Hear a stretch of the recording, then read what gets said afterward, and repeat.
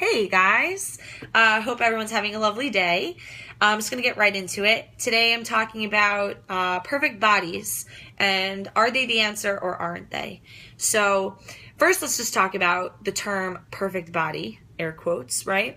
Because there is no perfect body. And I posted recently on my Instagram about a conversation I had with a girl when I was in Jamaica in April and how she was this thin, like 6 feet tall, super skinny, like round, perky butt, perfect, perky little boobs, like in our culture in America, like a supermodel. And she was telling me, knowing that I was in fitness, about how insecure she is because she's not thick and she doesn't have wide hips and thick thighs, and talking about other staff members there saying that they had perfect bodies, and these were big girls. And I remember being like, holy shit, like things are so backwards. So to her, somebody that is big and rolly and thick and voluptuous, that was the perfect body. And to us in mainstream American society, it's like super thin or really lean or toned arms, whatever. So the term perfect body, first of all, is so subjective that it's not even real. There's not even such thing as a perfect body because each person perfect is different. So, even within the fitness industry, you have people that look at, people like Dana Lynn Bailey is like, that's perfection. And then you have people that are like, no, that's manly. I want to look like Paige Hathaway with perfect hourglass figure. Or no, I don't want to look like her. I want to look like Kayla Itzines, who's like a twig. That's perfection. So even within our society, you have all these different body types that people are like, well, that's perfect. That's perfect. This is perfect. Get the word perfect out of your head. There is no perfect. There's no such thing. There's no platform of this is it. This is when you've made it. There's no such thing. So, first of all, we just have to understand that. Now, let's go a step further. Take whatever your perfect body is to you. It's probably 100% guaranteed something that is not what you are right now. So, here's you and here's your perfect body. Your personal, subjective, perfect body.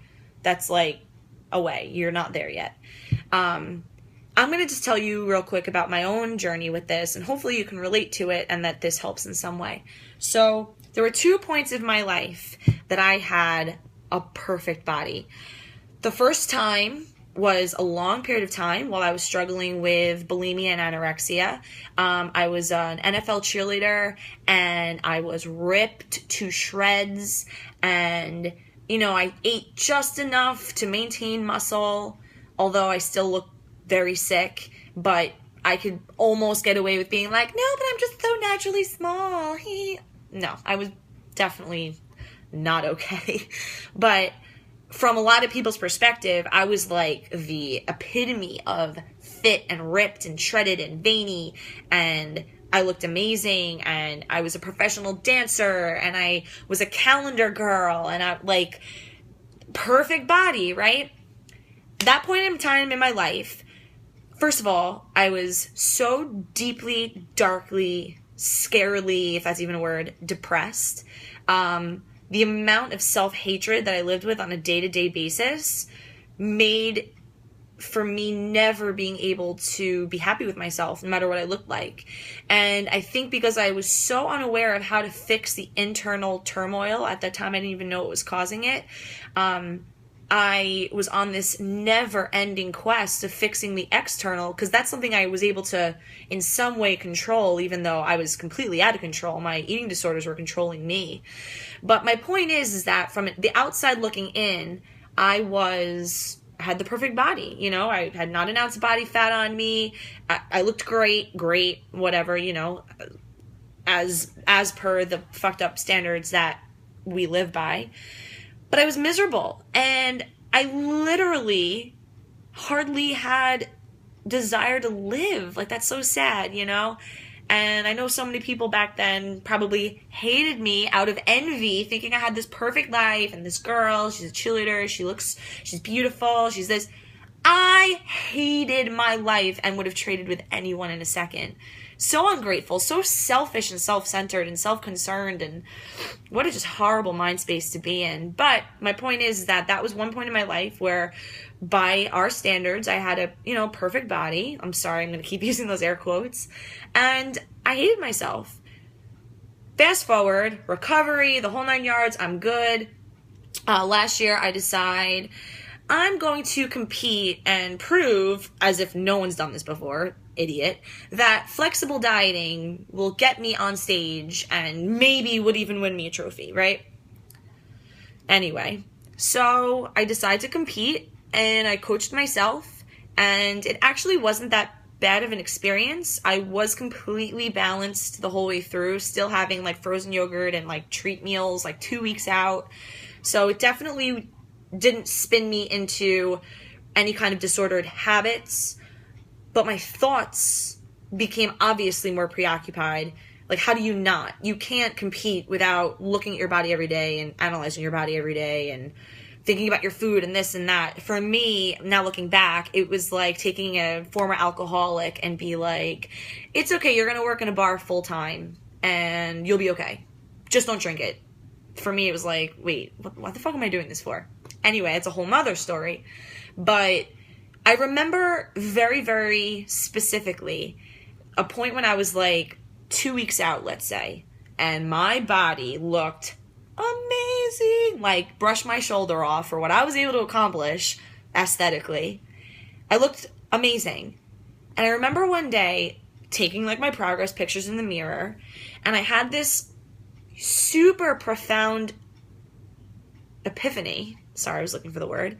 That, okay, so I'm shredded and I'm lean and I'm fitting into clothes that I haven't either been comfortable enough to wear or that I haven't fit in a while, and everyone's complimenting me, and what else? I had this moment of, this does nothing for me. Like, I'm here, I'm there, I made it.